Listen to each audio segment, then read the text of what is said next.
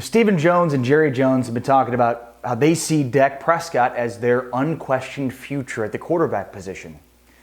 I'm not entirely certain that that's true. We'll talk about the short-term and the long-term ramifications of the Dak Prescott ankle crack coming up.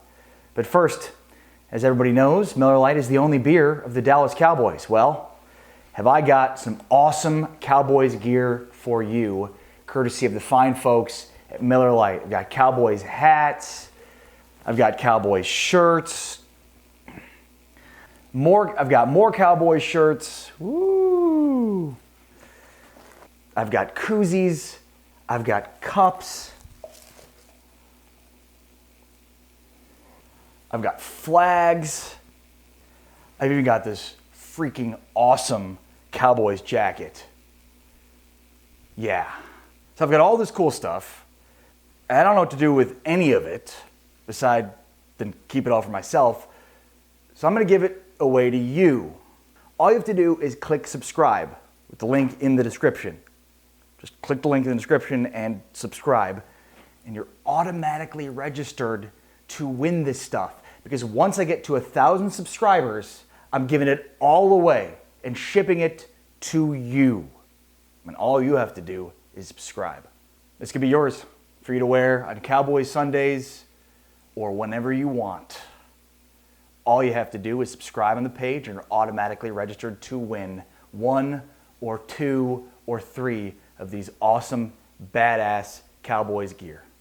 Miller Lite, the only beer of the Dallas Cowboys. So Dak Prescott's injury, what it means for the short-term future. Well, Andy Dalton is now the starting quarterback of the Cowboys, and look, that's not horrendous news. You signed him knowing that you had a guy that has won games in the NFL before, that has won divisions in the NFL before, and this is going to fundamentally change the dynamic of the football team. The way that they were constituted to win games will no longer be the same way. We've heard a lot of people talking about, getting back to the ground and pound, running the football, relying on Zeke Elliott, and then obviously relying more on a defense that's, to this point this season, been sorely overmatched. But let's take a step back and talk about the defense real quickly, right? The defense has been bad. They gave up 34 points to a bad Giants team that had scored 47 points all season long. Or did they? The defense actually just gave up 20 points, where the offense had 2 turnovers that led to 14 points, including the pick 6 from Dak Prescott in this game, and then, of course, the fumble by Andy Dalton when he first got into the game that turned into 7 points the other way for the Giants. So the 34 was really just 20 given up by the defense because it was 14 points that were given up off of turnovers. And that's been the problem for the Cowboys all year. This Cowboys offense has been hemorrhaging turnovers. And they are being outscored on points off turnovers 59-10. So their defense has been bad, but maybe not as bad as the points would indicate, because the team keeps turning the ball over and giving points to the other team. Additionally, Leighton Vander Esch, scheduled to come back this week, and if not this week, it'll be very soon that he'll be back. They're also going to start to get Cheeto Awuzie back. So some of the guys that have been missing are going to start to return. And look, losing Leighton Vander Esch, though, at the beginning of the season, I think dramatically impacted the defense's ability to be successful. This was a defense that had very few good players coming into the season, and if they lost any of those good players, namely Leighton Vander Esch and DeMarcus Lawrence, this defense is going to be in big trouble, and that's what we've seen. We don't really know what this team will look like with Andy Dalton at quarterback.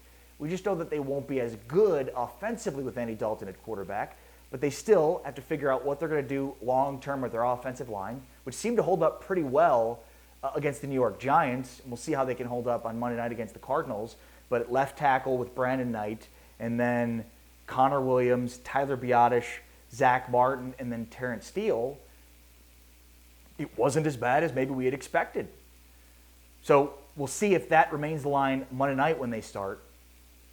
And then, of course, with Andy Dalton, Zeke Elliott, and then the weapons they have on the outside, this could still be a pretty good and robust offense that's just probably not going to have as high of a ceiling as it had with Dak Prescott, obviously. And then what are the impacts that it has on the defense?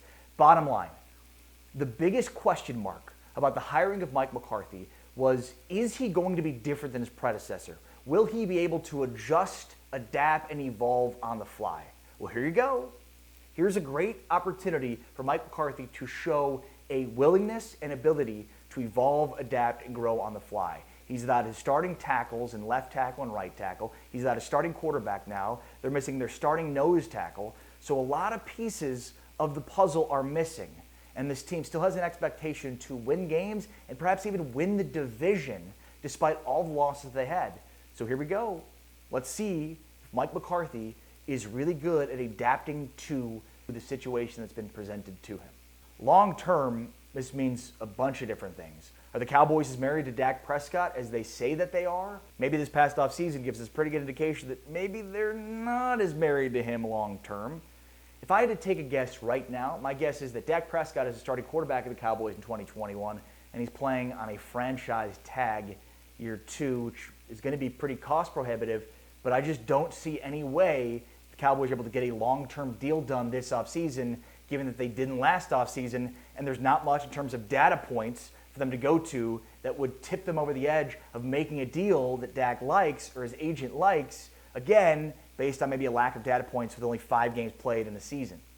And then there's the bigger question of the future of the quarterback position for the Cowboys. And this might be, for some of you, a blessing in disguise, dare I say.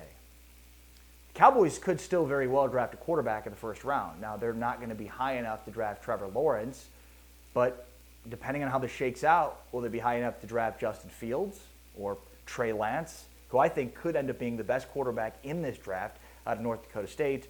And then there's always Kyle Trask at Florida. We don't know how the rest of the college football season will play out, and then, of course, all of the Senior Bowl offseason work that helps us evaluate the quarterback position. But I also don't think it's out of the realm of possibility that the Cowboys could very well be in the market for a quarterback in round 1 of the 2021 NFL Draft. My, how things change quickly in the National Football League.